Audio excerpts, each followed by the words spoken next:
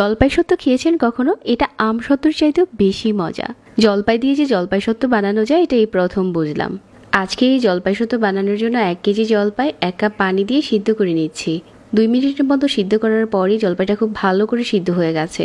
কিছুটা পানি থাকা অবস্থাতে চুলা থেকে নামিয়ে খুব ভালো করে ম্যাশ করে ব্লেন্ডার দিয়ে ভালো করে ব্লেন্ড করে নিয়েছি। এখন একটা প্যানে নিয়ে 1 কাপ চিনি আর সাথে 1/4 চা চামচ লাল মরিচের গুঁড়া, 1/4 চা চামচ হলুদ গুঁড়া দিয়ে খুব ভালো করে এই মিশ্রণটাকে জাল করে নিচ্ছি। ব্লেন্ডারে দিলে কিন্তু মিশ্রণটা খুব স্মুথ হয়ে যায়, আর এটা অবশ্যই কিছুটা পানি থাকা অবস্থাতেই ব্লেন্ড করতে হবে। এখন একটা মশলা বানিয়ে নিচ্ছি। 1 টেবিল চামচ দিয়ে দিচ্ছি আস্ত ধনিয়া, আর 1 চা চামচ করে দিয়ে দিচ্ছি জিরা, 5 ফোড়ন আর মৌরি, আর 2টা শুকনো মরিচ দিয়ে এটা হালকা গুঁড়ো করে নিচ্ছি। এদিকে আমাদের আচারের মিশ্রণটাও অনেকটা ঘন হয়ে এসেছে। এখন এটার উপরে ভেজে নেওয়া মশলাটা দিয়ে দিলাম আর দিয়ে দিচ্ছি বিট লবণ। আমি কিন্তু আজকের এই জলপাই সত্ত্বে কোনো রকম তেল ব্যবহার করিনি। যদি কেউ চান এখানে সরিষার তেল অ্যাড করতে পারেন, তবে আমার কাছে মনে হয় প্রয়োজন নেই। তেল ছাড়াই এই সত্ত্বটা ভালো থাকে বেশি দিন।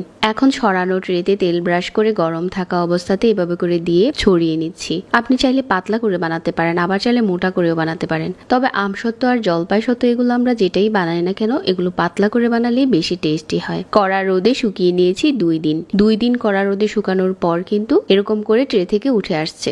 একটা সাইড থেকে এরকম আলগা করে নিলে উঠে আসছে। এখন আপনার পছন্দ মতো যে কোনো স্লাইস করে কেটে নিতে পারেন।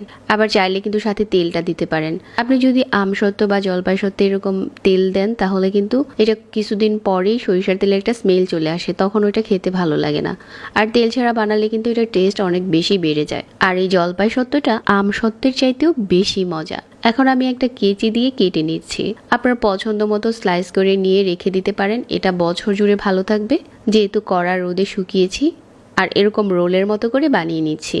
যারা এখনো জলপাই সত্ত্বটা খাননি, এই সিজনে একবার বানিয়ে দেখতে পারেন। এতক্ষণ রেসিপি দেখার জন্য সবাইকে ধন্যবাদ জানিয়ে আজকে এখানে বিদায় নিচ্ছি।